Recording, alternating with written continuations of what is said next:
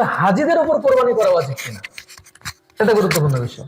আমাদের সমাজে অনেক হজে যায়, সামর্থ্যবানরা তো হজে যান, এবং কথা কথা তারা তো ওখানে গিয়ে কোরবানি করবেন, তারা আবার গ্রামে কোরবানি করবেন কিনা, এটা একটা বোঝার বিষয়।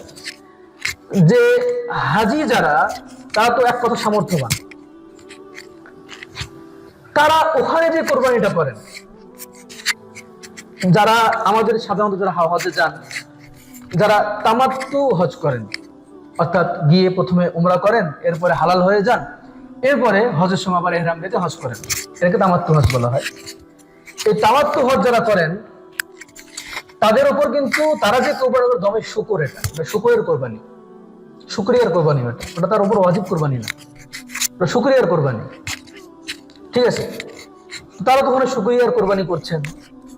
এখন সে যদি ওখানে 15 দিন থাকা নিয়ত করে মক্কায়, তাহলে সে মুসাফিরও না, সে কি না মুসাফিরও না, আবার তিনি সামর্থ্যবান, তাহলে তার উপর আলাদাভাবে কোরবানি করা লাগবে। এখন এই কোরবানিটা সে ওখানেও করতে পারে, এলাকাতেও করতে পারে।